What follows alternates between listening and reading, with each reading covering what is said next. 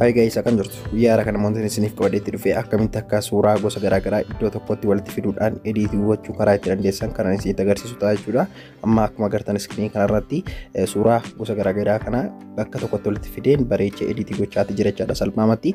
Kanaaf isinillee kan caalaa hedduu tokko bareechitanii ediitii godhachuu karaa itti dandeessan karaa hedduu tokko isiniif salphatu isinitti agarsiisa. Kanaaf hanga xumuraatti waliin ta'uun daawwadhaan isiniin jedha. Osoo yeroo hin gubiin amma ni eegalla.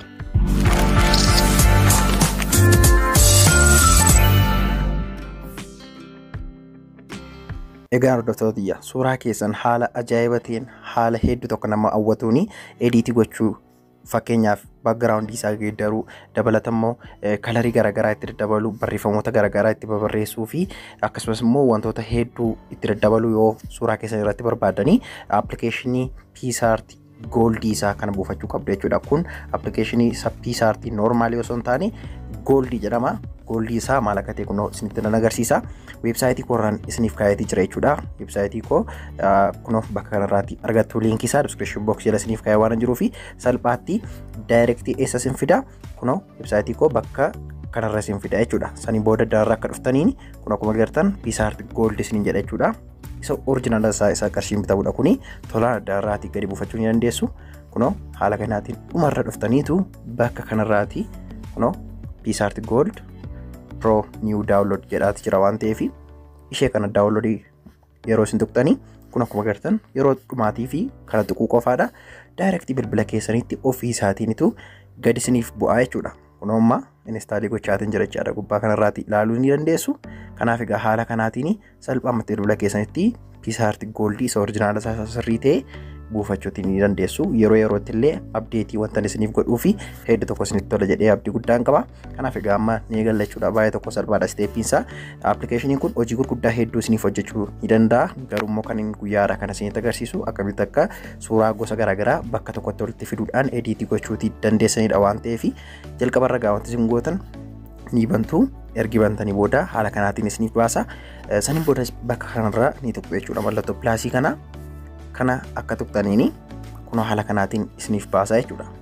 Bakka kana keessaatii haala kanaatiin scrollii gootu xiqqoo ishee gadi siqtu jechuudha. Akkuma agartan addana keessatti wanti isin argattan baay'eetu jira.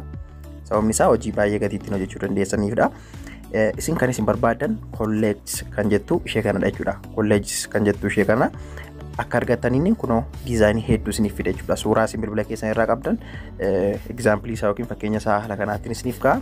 Isin wanti isin gootan kunoo bakka kanarraati kolleej kan jedhu ni filattu jechuudha. Kan akka filattaniin suuraa keessan isiniif baasa. Suuraa keessan keessa kan fedha keessan ta'e kan akka nama baruu bareechuutii barbaadan ni filattu jechuudha. Anan mana filadhaa.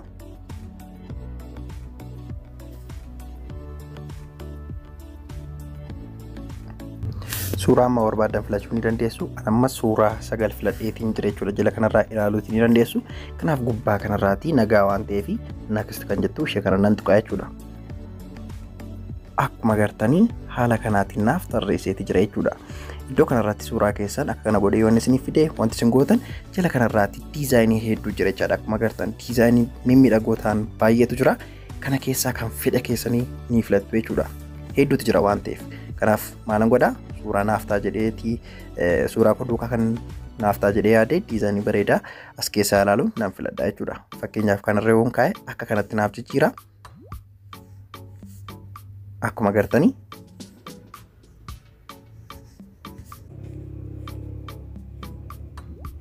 haala kanaatiinitu isiniif jijjiira jechuudha. Fakkeenyaaf as keessaa suuraa tokko yoo baastanii gatuutii barbaada yoo isinitti toluutii baate wanti isin gootan suuraa sanarra ni tuqxu. Suuraa sanarra ergi tuqxanii kunoo mallattoo dileetii gubbaa kanarraa isiniif fida.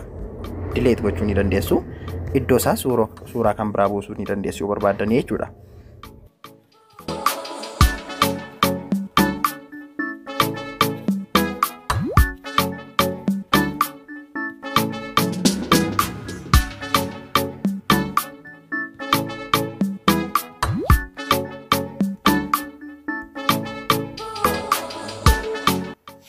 Anamma isinumatti agarsiisuuf waan ta'eef hingaa jechuudha. Egaan suuraa keessan bubbutuu ni dandeessu jechuudha. Bakka inni jiru bakka tokkotti tochaasuu ni dandeessu. Akkasumas illee immoo kan gubbaarra jiru gara gadiitti dabarsuu ni dandeessu jechuudha. Fakkeenyaaf kunoo fakkeenyaaf suuraa barbaadan irra ni tuqxu. Saniin booda akkanatti harkisuun suuraa iddoo ol geddaruu barbaaddan sanarra ni geesstu. Iddoon ol isiniif geddarame jechuudha. Akkuma agartan egaa suuraa gosa garaagaraa bakka tokkotti walitti fideetiin jira jechuudha. Egaan amma fakkeenyumaafidha waan ta'eef kanumaafan seevii godhadha jechaadha. Egaan sarkilii kana keessaa isaa adii ta'ee jiru kana geddaruu ni dandeessu. Kun baakgiraawundi kan jettu ishee kana dhiifama. Baakgiraawundi kan jettu kana tuquudhaan kunoo akkanatti geddaruu ni dandeessu jechuudha. Kalariin miidhaga jettanii yaadanirra kaa'achuu ni dandeessu. Kunoo suuraa barbaadan illee itti galchuu dandeessu. Hedduu tokko namatti tola jechuudha. Kanaatiin egaan wanti isin gootanii dhumarratti jechuudha. Salphaamatti tekstii itti dabaluu yoo barbaadan ni dandeessu. Tekstii kunoo bakka kanarraati. Suuraa itti dabaluudhaaf kunoo bakka kanarraa ni tuqxu. Kanaaf egaa haala kanaatiin erga ediitii gootanii xumurtanii kunoo gubbaa kanarraati mallattoo ishee kana tuquu ni dandeessu. Yoo barbaadanis mallattoo xiyyaa kana tuquun seevii godhachuu ni dandeessu jechuudha. Kanaaf mallattoo ishee kana al tokkootiif nan tuqa. Akkuma agartanii seevii ta'eeti jira. Kunoo itti dabalee seevii gochuu yoo barbaade kanarra tuquun seevii nan godhadhaa jechuudha. Seevii nan godhadhaa jechuudha. Waaw, haala kanaatiin egaa suuraa gosa garaagaraa bakka garaagaraa irraa walitti fiddanii iddoo tokkotti walitti qindeessuudhaan ediitii godhachuu ni dandeessu kan jedhuufan guyyaa haaraa kana isinitti agarsiise. Hojii piisaartiin kun hojjetu hojiilee baay'eedha. Yeroo kan biroo immoo waan kan biraan isinitti agarsiisa jechuudha. Liinkii isaa viidiyoo kana jalaatii argattu waan ta'eef eessaan buufadha jettanii gaaffii isinitti hin ta'in barreeffama viidiyoo kootii kanarra isa ilaalaa jirtan kanarra yoo tuqxan salphaatti liinkii isaa argachuu dandeessu. Gara kanaa isin fidaa kottaa daawunloodii godhadhaan isinin jedha. Gaan yeroo ta'u deebinee yerootti dhaqannaaf turaa isinin jaalladhaa isinin kabajaa. Bye bye.